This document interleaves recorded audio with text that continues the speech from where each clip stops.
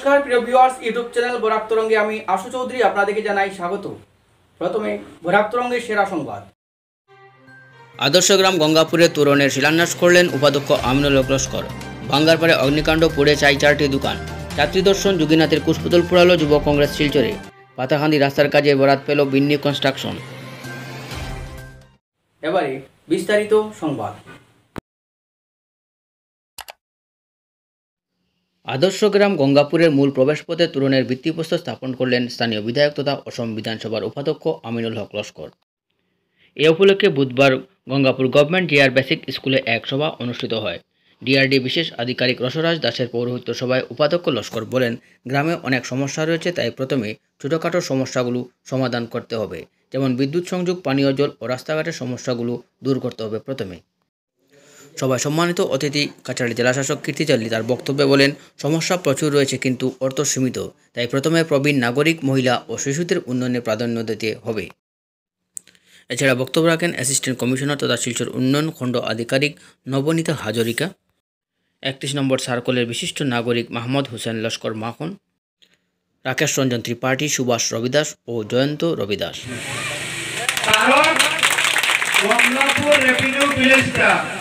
শিলচর শহরে DC office থেকে ঢিল মারা দূরত্বে আপনার গঙ্গাপুর রেভিনিউ ভিলেজ, কিন্তু উন্নয়নের দিকে অনেক পিছনে। গঙ্গাপুরের না আছে রাস্তাঘাট, না আছে পানীয় জলের ব্যবস্থা, না আছে আপনার স্কুলের ব্যবস্থা, কোনো একটা ব্যবস্থা নাই। দেশ স্বাধীনতা হওয়ার 70 বছর পরে গঙ্গাপুর রেভিনিউ ভিলেজে উন্নয়ন দেখেনি। আমি বিধায়ক হয়ে দেখলাম যে ওই গ্রামকে উন্নত করতে হলে আদর্শ গ্রামের অন্তর্ভুক্ত করতে হবে। আমি ওই গ্রামকে অন্তর্ভুক্ত করি।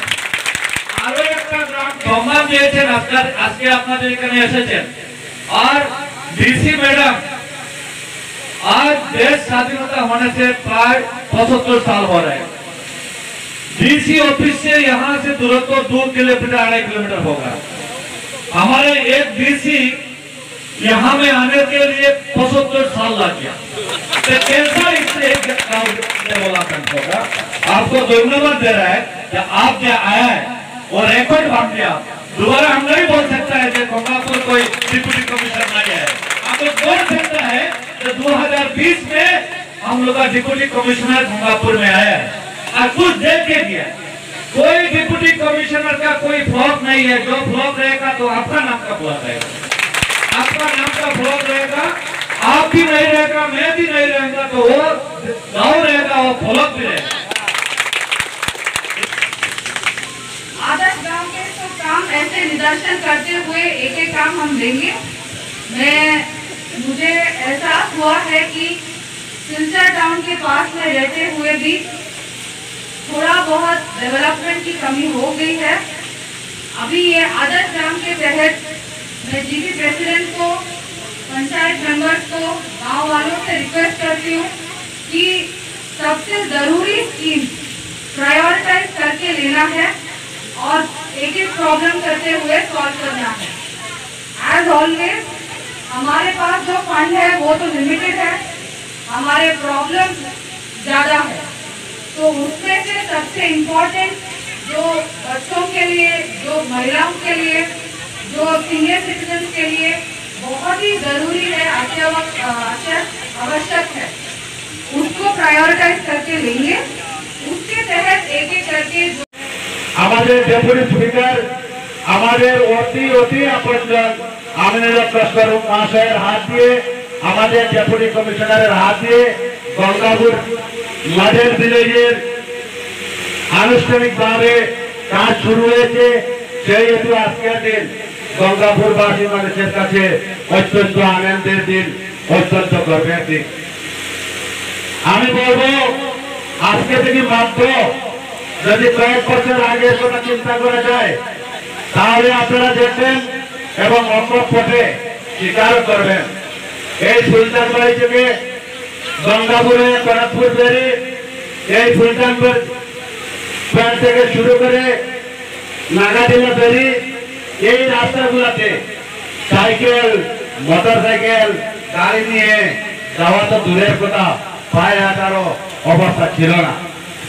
আমাদের বর্তমান বিধায়ক তথা উপাধ্যক্ষ মহাশয় উনি দায়িত্ব নেওয়ার পর আজকে ফুলটানবাড়ি থেকে কলকপুর ফেরি, আজকে ফুলটানবাড়ি থেকে নাগাটিলা ফেরি, এই রাস্তা কি অবস্থায় আছে সেটা আপনাদের চোখের সামনে রয়েছে। এই গ্রামের প্রতি ওনার একটা সিম্পেথি উৎসবের মধ্যে সেটার উন্নয়ন যথার্থ অর্থে হয়নি সেটা উনি ব্যক্ত করেছেন এবং এই গ্রাম সম্বন্ধে উনি কি কি পরিকল্পনা নিচ্ছেন সেটারও একটা আভাস দিয়েছেন। আমি ভয়াবহ অগ্নিকাণ্ডে পুড়ে ছাই হয়ে গেল 60টি দোকান বাঙ্গার পারে।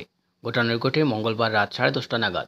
আগুনের লেলিহান 60টির মধ্যে 4টি দোকান ছারখার করে দেয়। ক্ষতিগ্রস্ত 4টি দোকান হল শহীদ আহমেদ লস্করের ফার্মাসি, হোসেন আহমেদ লস্করের চায়ের দোকান, কুলু লস্করের ফার্নিচার ও শামসুল আলমের মুদির দোকান।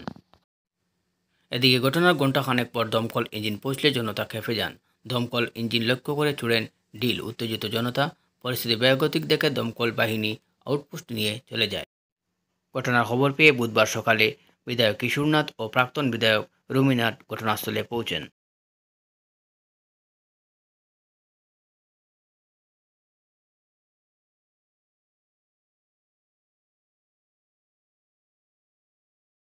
সবচেয়ে দুর্ঘটনা হইল শিলচর কালাইন রোডের যেটা বর্তমান অবস্থা, বর্তমান সরকারের নেতৃত্বাধীন দেখা অবস্থায় যে জলা অবস্থায় তোমার ফায়ার ব্রিগেডটা আইতো আসলো, কিন্তু দেখা যায় যে এক ফায়ার ব্রিগেড আইতে আপনার মোটামুটি 2 ঘন্টা লাগছে। শিলচর থেকে 2 ঘন্টা পরে মানুষের খুব আসলো, দুঃখ আসলো, মানুষের দোকান জ্বলি গেছে। এরপরেও দেখা গেছে যে একটু দেরিতে হওয়ায় কিছু করা গেছে না।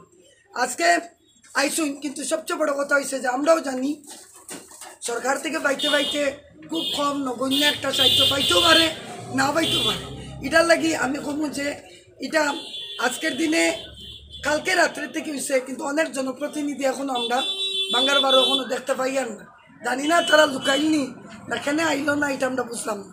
আজকের দিনে আমি এটা কমু যে এটার লাগি যতটুকু ফাইট করতে লাগে আমি করমু। আমি ইনো খালি ফটো উঠার লাগি, রেকর্ডিং করার লাগি আইসি না, আমার লাগি বড় কথা।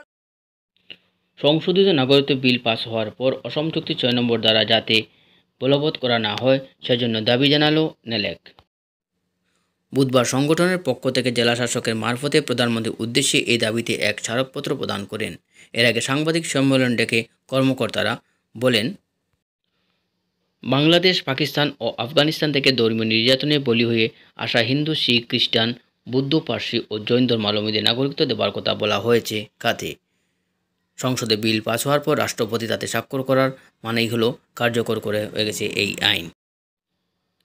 এদিনে সাংবাদিক সম্মেলনে উপস্থিত ছিলেন শুভ্রাংশু শেখর ভট্টাচার্য, কঙ্কন নারায়ণ শিকদার, বিবেক পোদ্দার, জয়দীপ দত্ত প্রমুখ। যে রিপোর্ট, সেই রিপোর্টে 1951 একটা বছর ধরা হয়েছে, যে বছরের আগের লোক যদি নথিপত্র না থাকে তবে লোক আসামে আসামিয়া হিসাবে কোনো স্বীকৃতি পাবে না। তার জন্যে আসামে থেকেও গভর্নমেন্টের চাকরি, পড়াশোনা, জমি কিনা বিক্রি, গভর্নমেন্টের কোনো ফেসিলিটি এবং ভবিষ্যতে কোনো গাঁও পঞ্চায়েত ইলেকশন, মিউনিসিপ্যালিটি বা পার্লামেন্টের ইলেকশনে পার্টিসিপেট করতে পারবে না। এটা আমরা মেনে নিতে রাজি না। আমাদের ডিমান্ড যে অলরেডি 2টো পার্লামেন্ট হাউসে পাস হয়েছে এবং আমাদের মাননীয় রাষ্ট্রপতির সিল সিগনেচার হয়ে গেছে, সেটাকে ইমিডিয়েটলি ইমপ্লিমেন্ট করা হোক এবং কার উপরে কোনোভাবে কোনো অ্যাকর্ড বা কোনো অ্যাকর্ডের ক্লজ বা কোনো কমিটির কোনো রকম অ্যাক্টিভিটি দিয়ে কোনো রেস্ট্রিকশন আমাদের লোকের ওপর আনা চলবে না।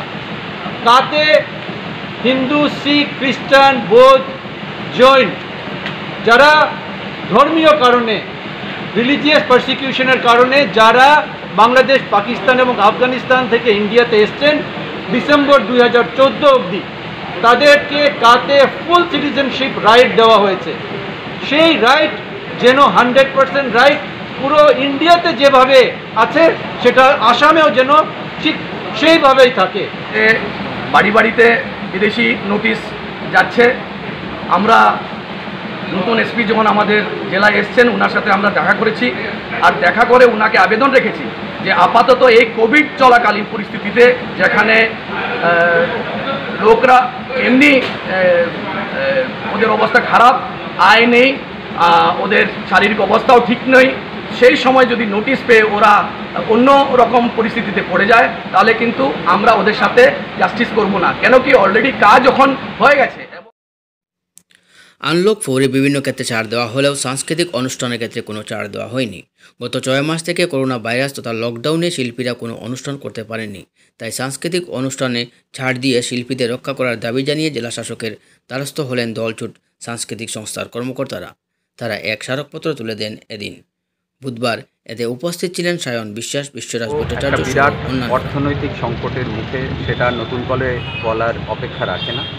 সরকার আনলক প্রক্রিয়ার মাধ্যমে এখন পর্যায়ক্রমে বিভিন্ন পদক্ষেপ নিচ্ছেন জনজীবন এবং অর্থনীতিকে স্রোতে ফেরানোর।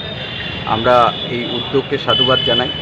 তবে বৃহত্তর শিল্পী সমাজ, যাদের জীবন এবং জীবিকা মূলত নির্ভর করছে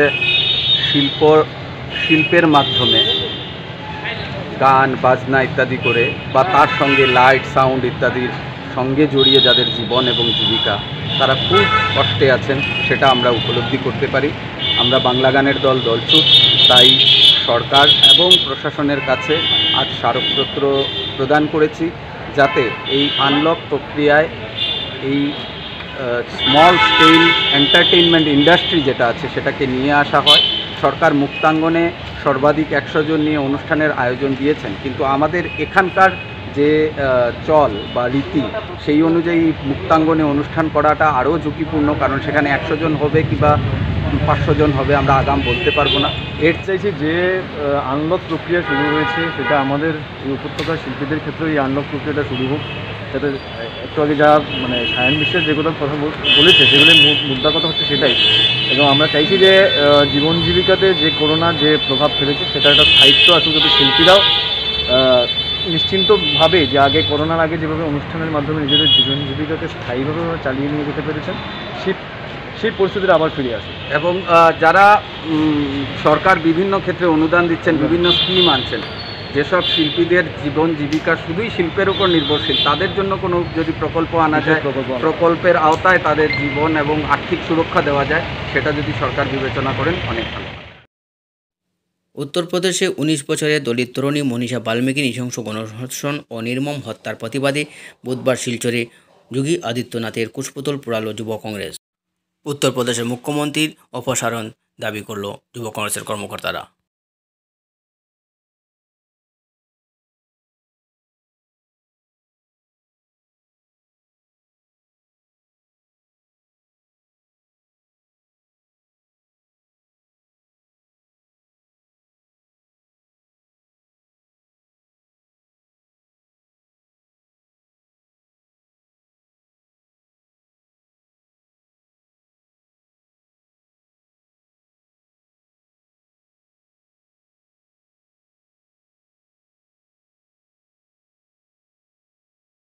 एवीजी बांध के यूपी के सीएम के नाम पे उन्होंने जो अपराध किया है उनके राज्य में, जैसे कि सांबादिक से लेकर के लड़कियों को कोई सुरक्षा मुहैया नहीं कराया जा रहा है, इसके विरोध में हम चाहते हैं कि आदित्यनाथ की सरकार को बर्खास्त किया जाए और यहाँ पे राष्ट्रपति शासन लागू हो।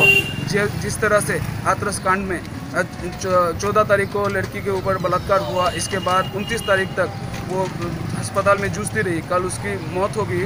इसके विरोध में उत्तर प्रदेश पुलिस प्रशासन की लापरवाही के कारण, आदित्यनाथ के लापरवाही के कारण इस लड़की की मौत हुई। हम चाहते हैं कि उत्तर प्रदेश की सरकार को बर्खास्त किया जाए। শহীদপুর তৃতীয়খণ্ড বড়বন্দের কাছাড়ে প্রথম কাস্টম হেয়ারিং সেন্টার উদ্বোধন হলো কৃষকদের জন্য। বড়বন্দের রাজু আহমেদ মজুমদারের তত্ত্বাবধানে রয়েছে এই সেন্টারটি। বুধবার সেন্টারের আনুষ্ঠানিকভাবে উদ্বোধন করেন স্থানীয় বিধায়ক তথা অসম বিধানসভার উপাধ্যক্ষ আমিনুল হক লস্কর। এতে উপস্থিত ছিলেন কৃষি বিজ্ঞান কেন্দ্রের বিজ্ঞানীরা। এছাড়া এদিন আনুষ্ঠানিকভাবে কিছু এসএইচজির হাতে বীজ তুলে দেওয়া হয়। বিজ্ঞান কেন্দ্রের head doctor PK Chowdhury, Abdur Rahman, মিন বিভাগের ইফাজুল আহমেদ সহ অন্যান্যরা উপস্থিত ছিলেন। প্রতিনিধি সায়েন্টিস্ট এবং এগ্রিকালচার বিভাগ সবকে নিয়ে আমরা সংকল্প নিয়েছিলাম যে 2022-এ কৃষকরা কৃষি উৎপাদনটা দ্বিগুণ করার জন্য। কৃষির উৎপাদন যদি দ্বিগুণ হয় তাহলে আমাদের কোনো অভাব অনটন থাকবে না, কারণ আমরা কৃষি প্রধান সমাজ। আর কৃষকরা যত সবল হবেন দেশ অত সবল হবে, দেশ আত্মনির্ভরশীল হবে। কারণ এক সময় আমরা যখন মুঘলের শাসন ছিল, ব্রিটিশ শাসনের আগে মুঘল যখন শাসন করত তখন ব্রিটিশার চোখ পড়েছিল ভারতবর্ষের উপরে। কারণ ভারতবর্ষে আস্থা পৃথিবীর যেগুলা খাদ্য যোগান 40% খাদ্য যোগান ভারতবর্ষ থেকে দিত, যেটা আনডিভাইডেড ইন্ডিয়া, যেটা পাকিস্তান, বাংলাদেশ এবং ভারতবর্ষ, মায়ানমার নিয়ে। ওই সময় ব্রিটিশের চোখ পড়েছিল যে ভারতের মাটিতে এত ফসল হয় যেটা সমস্ত পৃথিবীর যোগান দিতে পারে। উত্তরপ্রদেশের 19 বছরের দলিত তরুণী মনীষা বাল্মীকির নৃশংস গণধর্ষণ ও নির্মম হত্যার প্রতিবাদে বুধবার ভারতের একমাত্র বিপ্লবী ছাত্র সংগঠন অল ইন্ডিয়া AIDSO সর্বভারতীয় কালো দিবস পালন করার আহ্বান জানায়। এই কর্মসূচির অংশ হিসেবে করিমগঞ্জ ও কাছাড়ে পালিত হয়। বুধবার শিলচর ক্ষুদিরাম মূর্তির পাদদেশে এবং করিমগঞ্জের স্থানীয় শম্ভুসাগর পার্কে রবীন্দ্র মূর্তির পাদদেশে সংগঠনের কর্মকর্তারা প্রতিবাদ সাব্যস্ত করেন। পক্ষ থেকে সারা ভারতবর্ষব্যাপী কালো দিবস পালন করছি। আমরা ইতিমধ্যে জেনেছি যে উত্তরপ্রদেশের 19 বছরের দলিত যে তরুণীকে নৃশংসভাবে হত্যা করা হয়েছে, ধর্ষণ করে হত্যা করা হয়েছে, তরুণীকে রেপ করে হত্যা করেছে। আমরা দেখতে পেয়েছি যে কিছুদিন আগে গত 14তে আমরা যে নির্ভয়া কাণ্ড দেখেছি, তারই সূত্র থেকে দেখা যাচ্ছে যে একই রকমের ঘটনা। এই কিছুদিন পর আসিফা, এখন দেখা যাচ্ছে যে ওই মেয়েটার নাম হচ্ছে মনীষা বাল্মীকি, ওকেও নৃশংসভাবে হত্যা করা হয়েছে, ধর্ষণ করে। অত্যন্ত দুঃখের সাথে আজকের দিনে দাঁড়িয়েও আমাদের এটার প্রতিবাদ করতে হচ্ছে এবং আমরা এই রেপের এগেনস্টে এখানে দাঁড়িয়েছি সত্যি কথা, কিন্তু খুবই দুঃখের বিষয় যে আমাদের নিরাপত্তা নেই, মেয়েদের নিরাপত্তা একেবারেই নেই। যে ভারতবর্ষের সরকার প্রতিদিন বেটি বাঁচাও বেটি বাঁচাও যে ফুলঝুরি বক্তব্য দিচ্ছে, তো এই বক্তব্য থেকে কিছুই বেটি বাঁচাও বলতে আমরা কিছুই দেখতে পাচ্ছি না। প্রতিদিন প্রতি মুহূর্তে নারীদের নিরাপত্তা সুনিশ্চিত হচ্ছে না। আমরা দেখতে পাচ্ছি যে ঘর থেকে বেরো। আপনারা সকলেই জানেন গতকাল উত্তরপ্রদেশের 19 বছরের তরুণী মনীষা বাল্মীকি এক নরখাদকদের আক্রমণের শিকার হয়ে শেষ পর্যন্ত জীবনের লড়াইতে ব্যর্থ হন এবং দিল্লির একটা হাসপাতালে নিহত হন। বন্ধুগণ, সারা ভারতবর্ষব্যাপী এই ধর্ষণকাণ্ড, গণধর্ষণকাণ্ড প্রতিদিন প্রতিনিয়ত ঘটে যাচ্ছে, অথচ উত্তরপ্রদেশের রাজ্য সরকার, সমস্ত দেশের বিভিন্ন রাজ্য সরকার এবং কেন্দ্রীয় সরকার কেউ কোনো কঠোর পদক্ষেপ গ্রহণ করছে না। আমরা all India DSO, all India DYO এবং অল ইন্ডিয়া মহিলা সাংস্কৃতিক সংগঠনের অবশেষে আন্দোলন প্রত্যাহার করল সদৌ অসম পৌরচরা কর্মচারী ফেডারেশন। বৃহস্পতিবার থেকে অবস্থান ধর্মঘট প্রত্যাহার করা হবে বলে জানিয়েছেন পুর কর্মচারীরা। গত 28 সেপ্টেম্বর থেকে আগামী 7 অক্টোবর পর্যন্ত দ্বিতীয় পর্যায়ের আন্দোলন ডাক দিয়েছিলেন তারা। গত সোমবার সরকারের তরফে পৌর কর্মচারীদের বিভিন্ন সমস্যা নিয়ে এক বৈঠক অনুষ্ঠিত হয়। সবাই উপস্থিত ছিলেন রাজ্যের স্বাস্থ্যমন্ত্রী ডক্টর হিমন্ত বিশ্ব শর্মা, পুর প্রশাসন মন্ত্রী পীযূষ হাজারিকা সহ ফেডারেশনের কর্মকর্তারা। ইতিমধ্যেই আমাদের গত সোমবারে আমাদের সরকারের তরফ থেকে আমাদের ফেডারেশনকে ডেকে নিয়ে একটা সিদ্ধান্ত হয়েছে।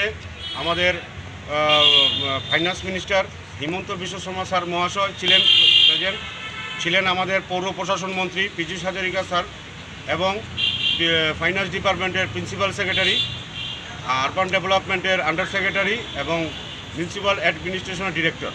ওনাদের সঙ্গে আমাদের ফেডারেশনের বৈঠকে একটা সিদ্ধান্ত হয়েছে যে ওনারা বলেছেন, আমাদের বিত্তমন্ত্রী শিক্ষা ফাইন্যান্স মিনিস্টার উনি বলেছেন আমাদের যে দাবি, মূল দাবি যেটা প্রভিন্সিয়ালাইজেশন, সেটা উনি নভেম্বর মাসে অ্যাসেম্বলিতে পাস করাবেন।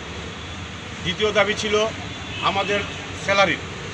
তিনি বলেছেন যেহেতু 6 স্টেট ফাইন্যান্স কমিশনের এটা রিপোর্টটা এসছে কিন্তু এটা ক্যাবিনেটে অনুমোদন পায়নি, তার জন্য এটা নেক্সট ক্যাবিনেটের মিটিংয়ে পাস করিয়ে আমাদের রেভলিউশন ফান্ড হিসাবে আমাদের স্যালারিটা উনি দেবেন। আর থার্ড ছিল আমাদের স্টাফিং প্যাটার্ন। কেন্দ্র সরকারের গ্রহণ করা কৃষক বিরোধী 3টি কৃষি আইন প্রত্যাহারের দাবিতে সারা ভারত কৃষক সভা, বামদলাই আঞ্চলিক কমিটি ও আসাম নির্মাণ শ্রমিক ইউনিয়নের লাইলাপুর আঞ্চলিক কমিটি যৌথভাবে আসাম মিজোরাম সীমান্ত লাইলাপুরে শিলচর আইজল জাতীয় সড়কের পাশে 3 ঘণ্টা অবস্থান ও বিক্ষোভ কর্মসূচি পালন করেন। বিক্ষোভ চলাকালীন আইনের প্রতিলিপি পুড়িয়ে ক্ষোভ ব্যক্ত করেন তারা। এদিনের কর্মসূচিতে বক্তব্য রাখেন রেজামন্দ আলী বড়বইয়া, রহমত আলী লস্কর, কুটু মিয়া, সালেহ উদ্দিন বড়বইয়া প্রমুখ। প্রত্যাহার করতে হবে, কৃষি বিল প্রত্যাহার প্রত্যাহার করতে হবে। ক্লাব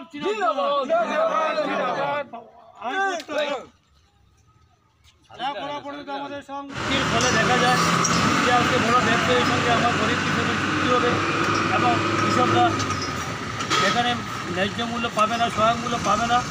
ব্যবসায়ীরা তাদের স্বার্থে কৃষকদেরকে ঠকাবে এবং কৃষকরা উচিত দাম না পাওয়ার ফলে কৃষকরা মার্কেটে লোকসান হবে এবং কৃষকের আত্মহত্যার সংখ্যা আরও বাড়বে।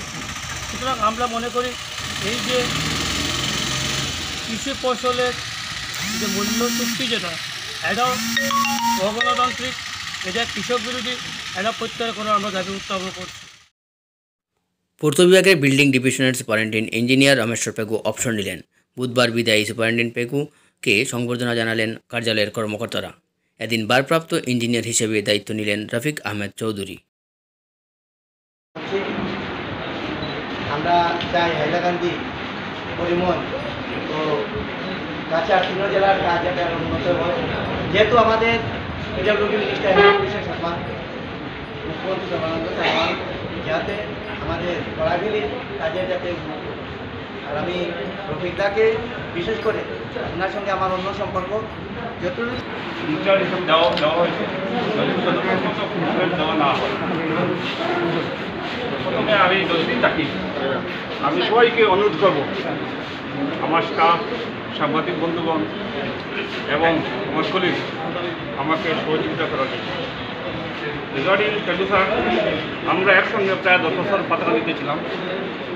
উনি খুব পাংচুয়াল, সিনসিয়ারিটি এবং প্রম্পট ডিসিশন, এইগুলো আমি আগে মেন্টর ছিলাম, ওনার কাছ থেকে আমি শিখেছি যে punctuality, quick decision, wide decision and prompt decision ওনার কাছ থেকে। উনি সাইটে যাওয়ার পরে আমরা অনেক দেখেছি আমাদের হায়ার অথরিটি সাইটে গেলে ডিসিশনগুলো পেন্ডিং থাকতো, ওনার ডিসিশনগুলো অলরেডি।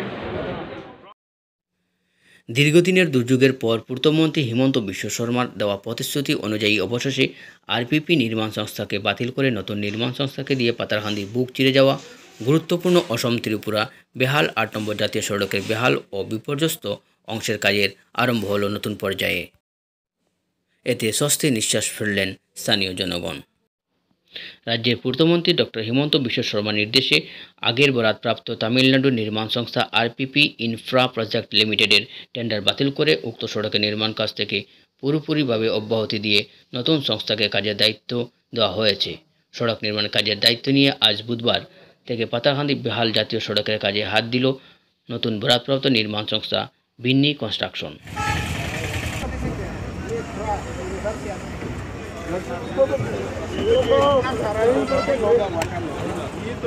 আমাদের মন্ডল সভাপতির নেতৃত্বে যে সংবাদ মেল উনি করেছেন, আমরা সর্বপ্রথমে আমাদের প্রিয় মুখ্যমন্ত্রী মাননীয় শ্রী সর্বানন্দ সোনোয়াল মহোদয়কে ধন্যবাদ জানাই এবং আমাদের সবার প্রিয় অর্থ, পূর্ত এবং স্বাস্থ্য দপ্তরের মাননীয় মন্ত্রী হেমন্ত বিশ্ব শর্মা মহাশয়কে বিশেষ ধন্যবাদ এই কারণে জানাই যে পাথারকান্দিতে 2016 ইংরাজিতে আমি বিধায়ক হিসাবে পাতারকান্দির জনসাধারণ যে আশীর্বাদ দিয়েছিলেন, তারপর থেকে আজকে পর্যন্ত একদিনও আমি রেস্ট নেইনি। কারণ পাতারকান্দির রাস্তাঘাটের